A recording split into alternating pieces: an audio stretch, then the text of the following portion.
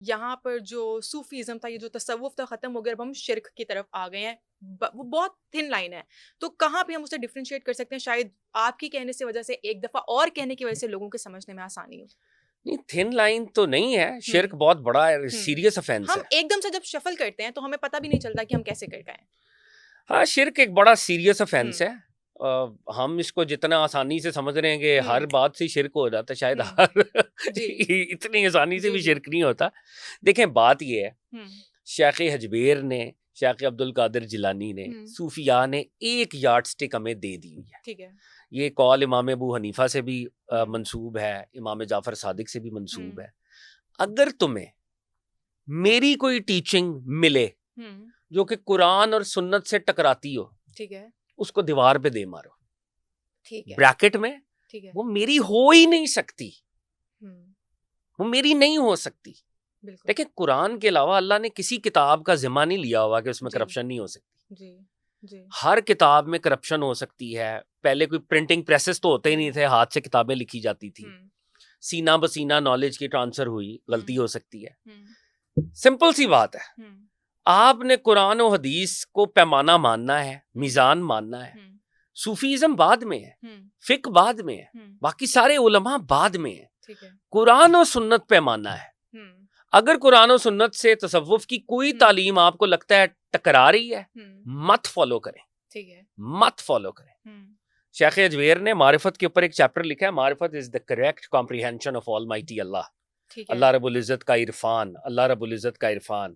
ٹھیک ہے, اس پر آپ نے بہت دقیق بحث کی ہے, ڈیٹیلڈ آپ نے کانورزیشن کی ہے.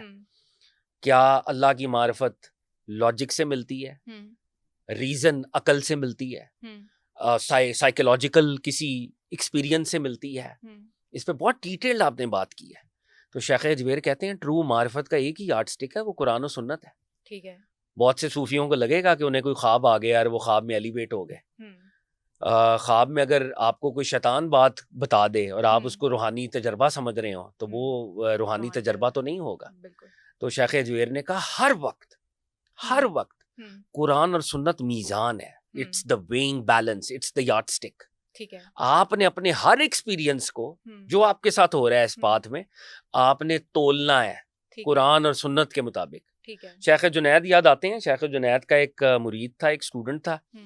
وہ عبادتیں اس نے چھوڑ دیں اور اس نے اب کہنا شروع کر دیا کہ جی مجھے تو ایک پاور آتی ہے انورٹڈ کامرز میں, یا ایک طاقت ہے جو مجھے صبح جنت میں لے جاتی ہے, میں جنت میں پھرتا رہتا ہوں, مجھے شام کو واپس گھر میں چھوڑ دیتی ہے.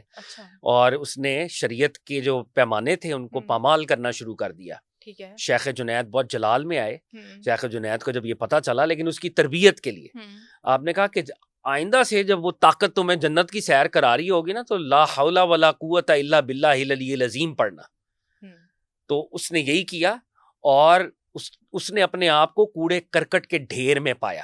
اچھا. کیونکہ وہ نیگیٹو طاقتیں تھیں جو اس کو یہ ایلوژنز کریٹ کر رہی تھیں اور ان کو شریعت سے دور کر رہی تھیں. تو شیخ جنید نے اس کو یہ سمجھایا, سمبلائز کیا کہ میاں وہ اسپرچول ایکسپیرینس جو شریعت کے بغیر ہو وہ تمہیں جوتشی بنا سکتا ہے, تمہیں جادوگر بنا سکتا ہے, تمہیں عامل بنا سکتا ہے, وہ تمہیں سچا صوفی نہیں بنا سکتا.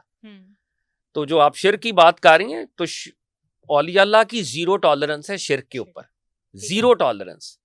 آئی وش کہ میں وہ پھر ٹیکسٹ بھی لے ہی آتا اور میں شیخ اجویر کے وہ نکات یہاں پہ پڑھتا اور آپ حیران ہوتے کہ اچھا یہ شیخ اجویر تو یہ کہہ رہے ہیں.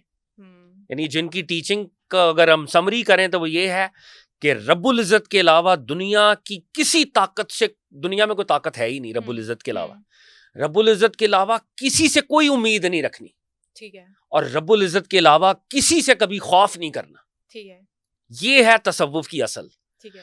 اس لیے آپ نے دیکھا ہسٹوریکلی صوفی وہ لوگ ہیں امام حسین کی لیڈرشپ میں وہ وقت کے حکمرانوں کے خلاف کھڑے ہو جاتے ہیں, ڈٹ جاتے ہیں, شہید ہو جاتے ہیں, اکیلے ہوتے ہیں, اپنے موقف کو نہیں چھوڑتے.